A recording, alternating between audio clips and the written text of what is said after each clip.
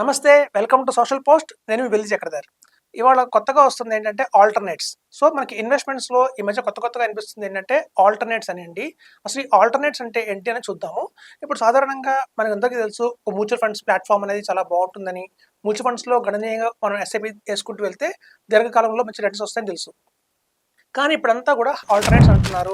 సుందరం alternates అని, అలాగే ICICI alternates అని, సో ఎస్‌బీఐ వాళ్ళు కూడా ఆల్టర్‌నేట్స్ అని, ప్రతి ఒక్కళ్ళు ఆల్టర్‌నేట్స్ అని అంటున్నారు. ఇప్పుడు ఈ ఆల్టర్‌నేట్స్ అనేది ఏంటంటే చూద్దాం. సో మీరు చూడండి, సాధారణంగా మనకి ఏఎంసీ అంటే ఒక అసెట్ మేనేజ్మెంట్ కంపెనీ వాళ్ళు సాధారణంగా కూడా మనకి మ్యూచువల్ ఫండ్స్, పిఎంఎస్, ఎస్ఐఎఫ్, ఏఏఎఫ్ ఇట్లాంటివన్నీ హ్యాండిల్ చేస్తారు. సో సాధారణంగా మనకి మ్యూచువల్ ఫండ్స్ అనేది ఎంత పాపులర్ అయిందో అందరికీ తెలుసు. కానీ మనకి పిఎంఎస్, ఏఏఎఫ్, ఎస్ఐఎఫ్ మీద ఇంకా అంతగా ప్రాబల్యం చెందలేదండి. మనకి 2020, 2010 నుంచి 1995 నుంచి కూడా ఇవన్నీ ఉన్నాయి మార్కెట్‌లో. కానీ అంతగా వీటి మీద అవగాహన లేదు. అందుకని వీటిని సెపరేట్‌గా వింగ్‌గా తయారు చేశారు ఇప్పుడు. ఇప్పుడు చూడండి, సాధారణంగా మీరు బ్యాంకులు చూసినా కూడా సాధారణంగా మనం ఎస్‌బీఐ తీసుకుందాం.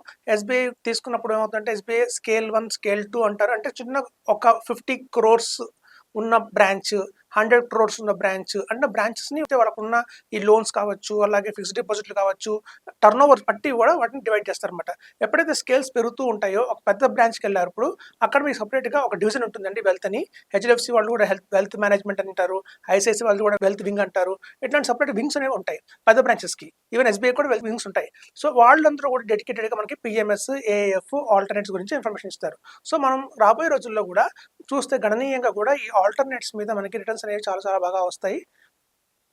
అలా అంటే మనకి ఓన్లీ మ్యూచువల్ ఫండ్సే కాకుండా other than that mutual funds కంటే కూడా ఇంకా బెటర్ రిటర్న్ ఇచ్చేది ఏమన్నా ఉందా ప్రొడక్ట్ అంటే మాత్రం మనం ఖచ్చితంగా పిఎంఎస్, ఏఎఫ్ అని చెప్తున్నామండి. మ్యూచువల్ ఫండ్స్‌లో ఎప్పటిదాకా అంటే కేవలం ఒక 50 లాక్స్ వచ్చేంత వరకే మనం మ్యూచువల్ ఫండ్స్‌లో ఉండాలి.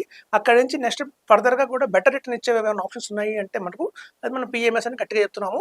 ఇప్పుడు చూడండి, ఆల్రెడీ ఇండియా మొత్తం చూసినా కూడా మనకి గుజరాత్ కావచ్చు, అలాగే మహారాష్ట్ర కావచ్చు, అటు ఢిల్లీ కావచ్చు, ఇటు వెస్ట్ బెంగాల్, కలకత్తా కావచ్చు, అటంతా కూడా బాగా ప్రాచుర్యం చెందినాయి. జస్ట్ ఏపీ, తెలంగాణ మనకి ఇప్పుడిప్పుడే కొంచెం పిఎంఎస్ గురించి తెలుసుకుంటున్నారు. సో మనకి రాబోయే రోజుల్లో కూడా మనకి ఇట్లాంటి ఒక మంచి ఇన్వెస్ట్మెంట్ ఏదైనా ఉంది అంటే మాత్రం ఖచ్చితంగా చెప్పొచ్చు పిఎంఎస్ అండ్ ఏఎఫ్ అని చెప్పి. ఇప్పుడు చూడండి, పిఎంఎస్ అనగానే చాలా మందికి భయపడతారు. అదేదో కొంచెం పెద్ద ప్రొడక్ట్ అని, ఓన్లీ డబ్బున్న వాళ్ళే ఇన్వెస్ట్మెంట్ చేయాలని అట్లా ఉంటుందండి.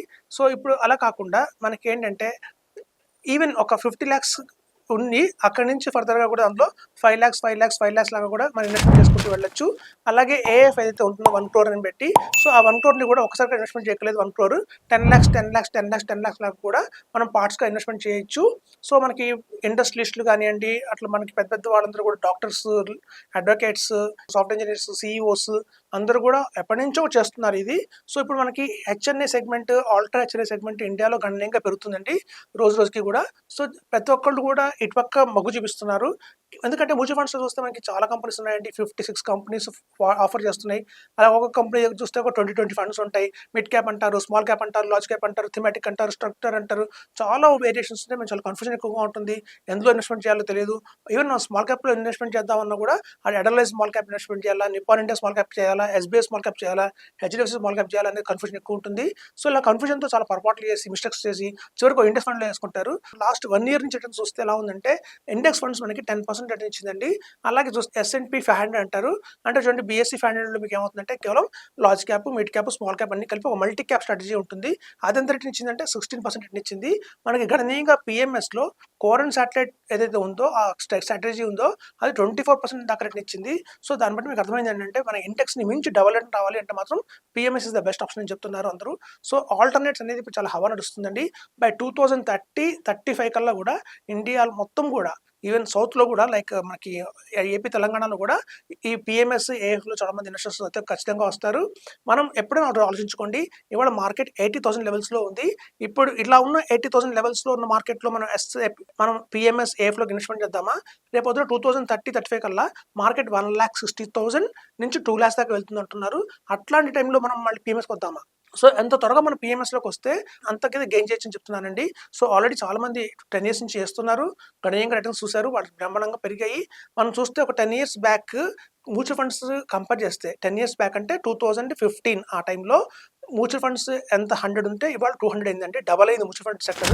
కానీ ఈ పిఎంఎస్, ఏఎఫ్ 10 టైమ్స్ పెరిగింది. సో మీకు దాన్ని బట్టి అర్థమవుతుంది ఎంత ఫాస్ట్ గ్రోత్ ఉందో పిఎంఎస్, ఏఎఫ్‌లో కూడా. అలాగే రాబోతున్న ఎస్ఐఎఫ్ కూడా చాలా బాగుంటుంది. సో ఇదండి ఒక ఆల్టర్నేట్ సెగ్మెంట్స్ అనేవి బాగా హవా నడుస్తుంది. ఈ ఆల్టర్నేట్స్ని అర్థం చేసుకోండి, ప్రాపర్గా ఇన్వెస్ట్మెంట్ చేయండి, అత్యధికంగా ఎర్న్ చేయండి చెప్తున్నాను. Thank you.